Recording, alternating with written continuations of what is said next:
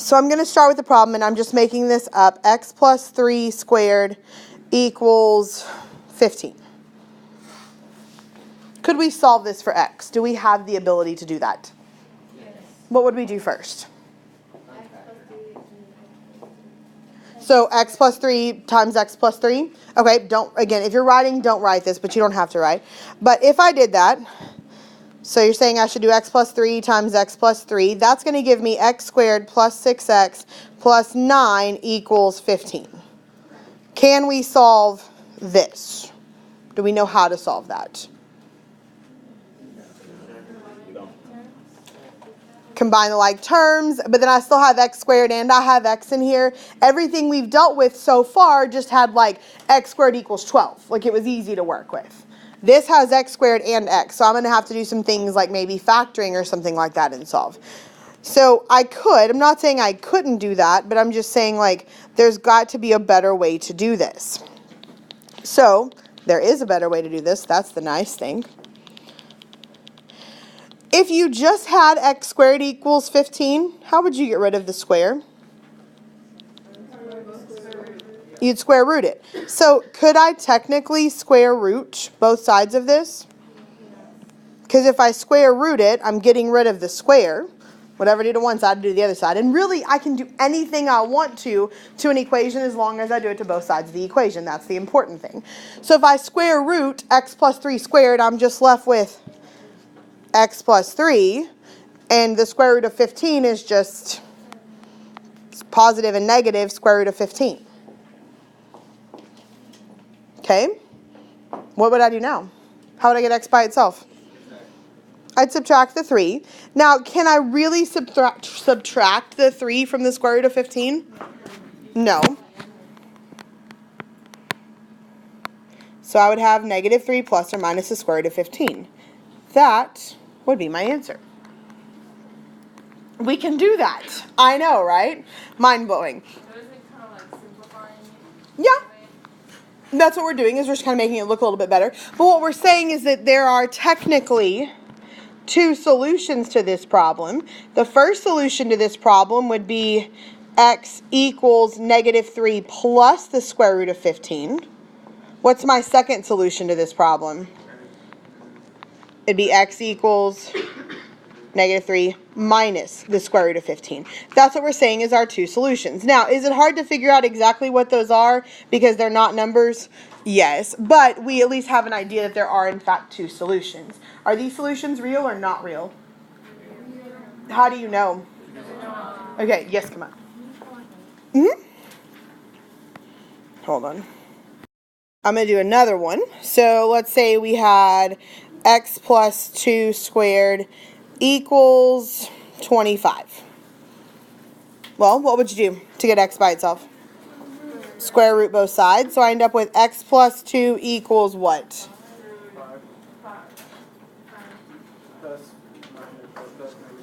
It'd be a positive and a negative 5. Because, again, when I take that square root, I end up with 2 solutions, a positive and a negative form of it. So that means that we have 2 answers. One of our answers is x plus 2, and we're going to talk about why we're doing this one a little bit different, equals 5. And the other one is going to be x plus 2 equals negative 5.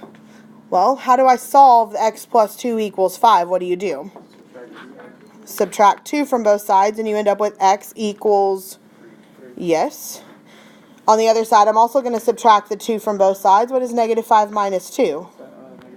Negative 7. So I end up with x equals negative 7. So I still ended up with 2 solutions. Are they real or imaginary? Okay. Why did this one work out to be different than the one we did previously? Yes, because that 25 actually had a square root in it. So I could actually simplify this and work it out further. The previous problem...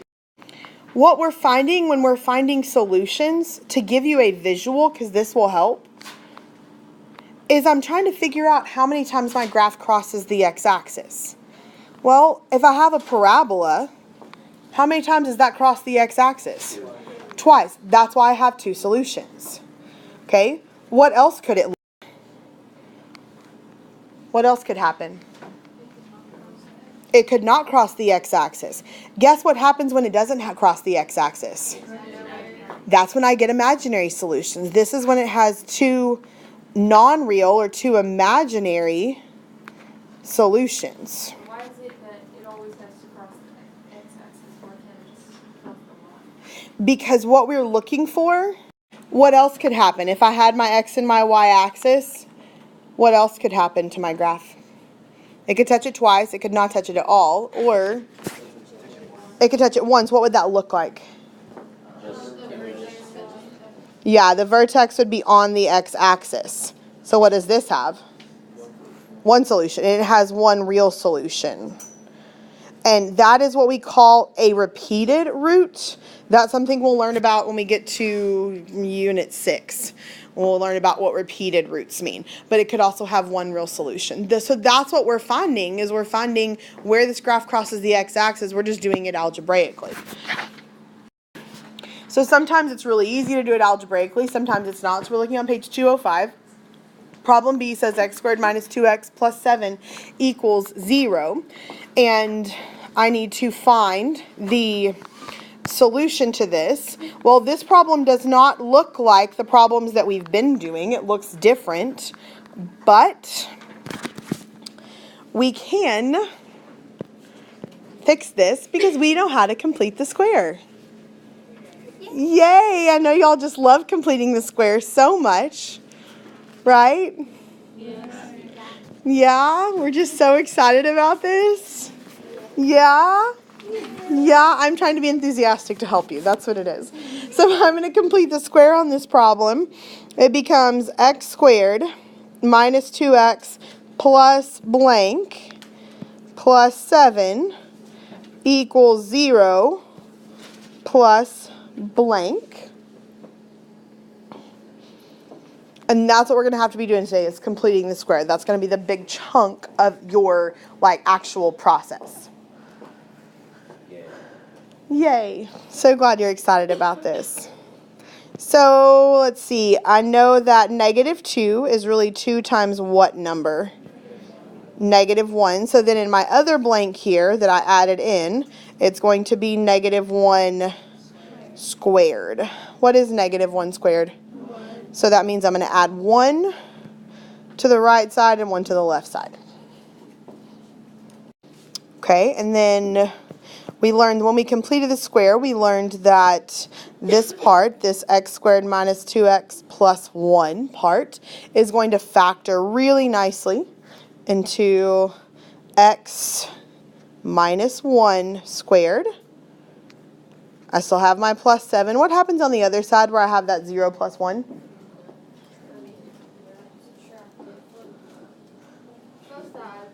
We will later, but what happens? What is 0 plus 1? 1. Okay, so I still have 1 on that side. All right, so does this problem look similar to the 2 examples I showed you previously? Yeah. What's different about it? We just took out the... It has parentheses because it didn't really have that before. Yeah, this one has that plus 7. So we had to do a little bit of work to get it to look like those other two, but this still has that plus 7. So how do I get rid of that plus 7? I minus 7 from both sides. What is 1 minus 7? Okay. So this really gives me, give me a different color. X minus 1 squared equals negative 6. So what do I do now? How do I get rid of that square? I square root it. So if I square root it, then I get x minus 1 equals, what is the square root of negative 6?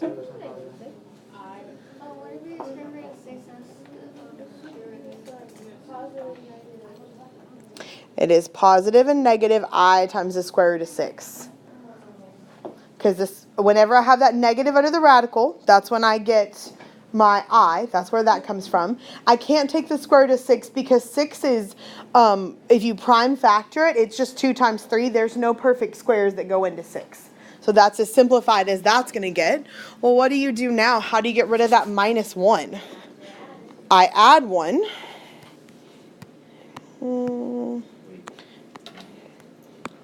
So I'm going to add 1 to both sides. Sorry, that page number is getting in the way. And if I add 1 to both sides, can I really add one to that plus or minus I times the square root of 6?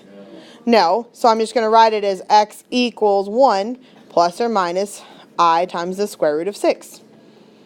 Can I do anything else to that problem? So there's my answer. So for our next problem on the next page, which are on page 206 now, we have x squared plus 8x plus 17 equals 0. So again, I need to complete the square. So I'm going to write that out as x squared plus 8x plus blank plus 17 equals 0 plus blank. So we just got to figure out what goes in these blanks. So how do I figure out that number? What do I do with my 8? 2 times what? 4. It's going to go there. So then the other blank is going to be 4 squared. Yes, we have learned this before. Okay, and 4 squared is what? 16. So I'm going to add 16 to both sides. Oh, I hate it. Wait, That's the only thing I got. Like, I was All right, so this x squared plus 8x plus 16 is going to factor, and it factors well. And it factors into what? x plus 4. Yes. Square. Yes. Plus 7.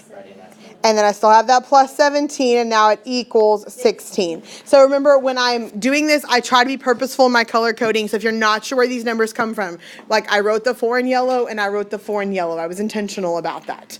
I really do try and be good about that, because I think for some of you that helps as you're trying to figure out the process. Others of you are like, I don't care about the colors. Some of you are like, oh, I like that. It doesn't matter, but it doesn't confuse anybody, I don't think.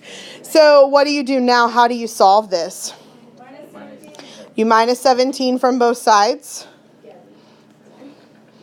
So I get x plus 4 squared equals negative 1. Then how do you get rid of that square? How do you undo a square of something? You square root it. So I'm going to square root both sides. And that gives me x plus 4 equals, what is the square root of negative 1? Positive and negative I. Because I is the square root of negative 1. Like, that's literally what it is. Okay, then what do you do to get rid of that 4? Subtract 4. Okay, can I actually subtract that I and that negative 4? No, so it's going to end up being x equals negative 4 plus or minus I. And that is our answer. What kind of number is negative 4 plus or minus I? It's a complex number. And that was what we learned about, what you guys learned about in the video on Monday. It would be a complex number because it has a real part and an imaginary part. What's the real part of it? 4. That negative 4, and the imaginary part is that plus or minus I. So that would be our answer. So for problem 6, you have x squared plus 10x minus 7, and you first had to complete the square. So x squared plus 10x plus blank e minus 7 equals 0 plus blank. And then 10 is going to be 2 times what number? 5. So then the other blank is going to be 5 squared, which is, so if I add 25 on the left side, I have to add 25 on the right side as well. And then when I look at this x squared plus 10x plus 25, we know that's going to factor. And it's going to factor into x plus 5. X plus 5 squared. And then I still have that minus 7. And then on the right side, I have 0 plus 25, which is 25. So now I need to get that x by itself. So what's the first thing I need to get rid of? 7. I'm going to add the 7 to both sides. And 25 plus 7 is going to give me 32. So x plus 5 squared equals 32. And then to get rid of that square, I need to square root. So I have x plus 5 equals the square root of 32. Now, you can do this a couple different ways. So this is where we could, option 1 is we could take 32 and we could list out all the perfect square, all the factors of 32. So 1 and 32, 2 and 16, 4 and 8. And looking at those, which of those are perfect squares? 16 is a perfect square, 8 is a, nope, not 8, sorry. 4 is a perfect square, and 1 is a perfect square. But of those three numbers, which one's the biggest? So I can use the 16, the 2 times 16, and I can rewrite this as x plus 5 equals the square root of 2 times the square root of 16. And what is the square root of 16? 4. So I end up with x plus 5 equals, and I'm going to go ahead and erase that parentheses because I don't need it anymore. So I end up with x plus 5 equals the positive and negative 4 times the square root of 2. I think most of you got to this point, or you at least got to the square root of 32, maybe had a little bit of trouble getting to 4 square root of 2. That was kind of where I was seeing problems. The other thing you could have done if you wanted to do that was you could have prime factored the 32. Sorry, I'm trying to get this to stop moving. That's not very nice. It is not very nice. Okay, there we go. So you could have prime factored 32 if you wanted to. And if you prime factored 32, that'd be 2 and 16. 16 is 2 and 8. 8 is 2 and 4. And 4 is 2 and 2. And then you take all of those numbers and you look for pairs. Well, there's a pair of 2s and a pair of 2s. So that means you're going to have 4 outside because 2 times 2 outside. And then what's left over that didn't pair up? The 2, and that's going to stay inside. So that would have worked as well. So back to our problem, because either way you should have ended up with this. How do you get rid of that plus 5 there? Minus 5. So I'm going to minus 5 from both sides. I can't actually combine that 5 with anything because that negative 5 and that 4 square root of 2 are not like terms. When we work with square roots, and we're adding and subtracting things, we treat them like they're variables. So that if they had like the same square root attached to them, then they would be considered like terms. These aren't like terms, so I end up with the answer x equals negative 5 plus or minus 4 times the square root of 2. So we're going to learn how to use the discriminant today and what the discriminant is. It's not a horrible thing. It's actually going to make your life a little bit easier. You need to review what standard form is of a quadratic. So you have some space underneath this section on the paper that you can write this. This is on the same page. So standard form is ax squared plus bx plus c. Hopefully you remember that because that is something that we learned like the beginning of the year. We also learned it in Algebra 2. In Algebra 1. So ax squared plus bx plus c is our standard form. That did not look any better. There we go. That looks better. So the discriminant, what the discriminant does, it's a really convenient formula. The discriminant tells us the number of solutions, the number and the type of solutions.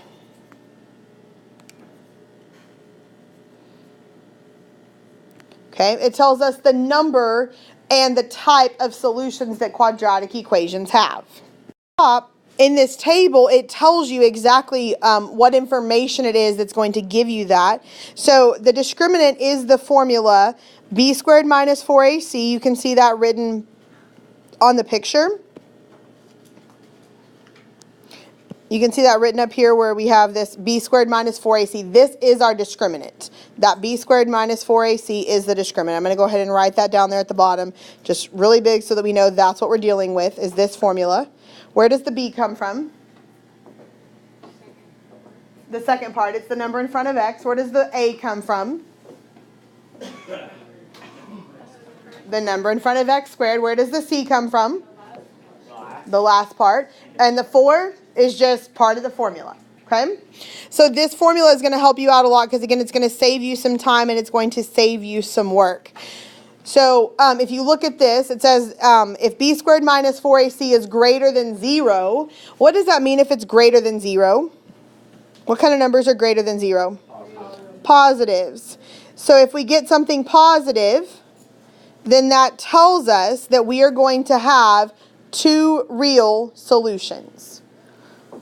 If we get something positive for our discriminant, we're going to have two real solutions. That means graphically that when I like draw an x and a y axis, it's going to cross the x axis twice. That is what that translates into for us. Then looking at the last part, because I'll come back to the middle part in a second, says b squared minus 4ac is less than 0. What kind of numbers are less than 0? Negative numbers.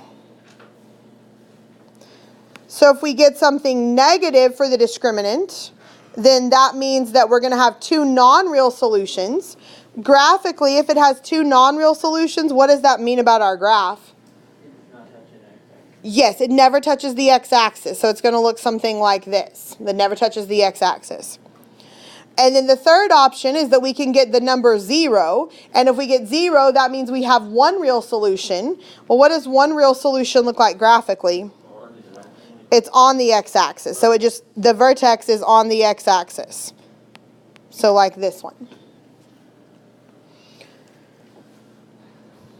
All right, so to help us figure this out, I'm going to make up a couple examples. So these problems are not in your paper anywhere, so you can just write the space there.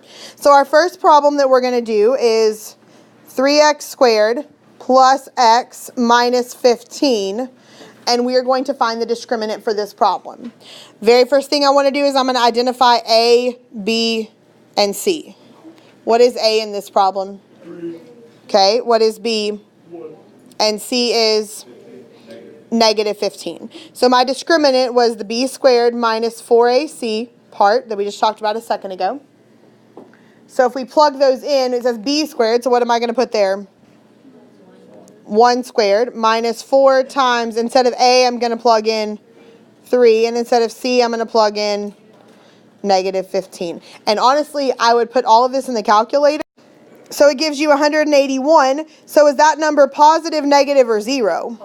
Positive. So if it's giving us something positive, what does that tell us about our solutions? Two real solutions.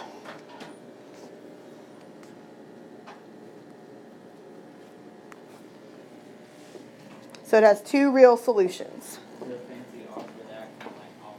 No, you just write two real solutions. Okay? All right, one for you. If I have negative 5x squared minus 2x minus 3. Negative 5x squared minus 2x minus 3. Well, what is A in this problem? Okay, what is B? Yes, and C would be negative 3. So again, I'm plugging it in my discriminant, that b squared minus 4ac. Well, B in this problem is what? Y'all need to make sure that when you're plugging this stuff in the calculator, when you're writing it too for that matter, you have to put those numbers in parentheses. If you take out a letter and you put in a number, you have to use parentheses or you will get the problem wrong. Not always, but enough times that if you just always do it, you don't ever have to worry about it. So if you take a letter out and put a number in, so that gives us negative 2 squared minus 4 times A was negative 5 and C was negative 3.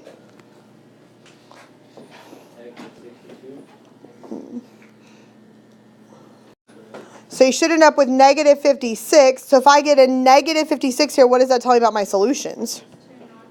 There are two non-real solutions. So just by knowing that number, and you're going to learn on Monday when I teach the second half of this lesson, you're going to understand why that tells us that. Like where that part falls in the second half of this lesson, it's going to be like, oh, that's why. Okay? All right.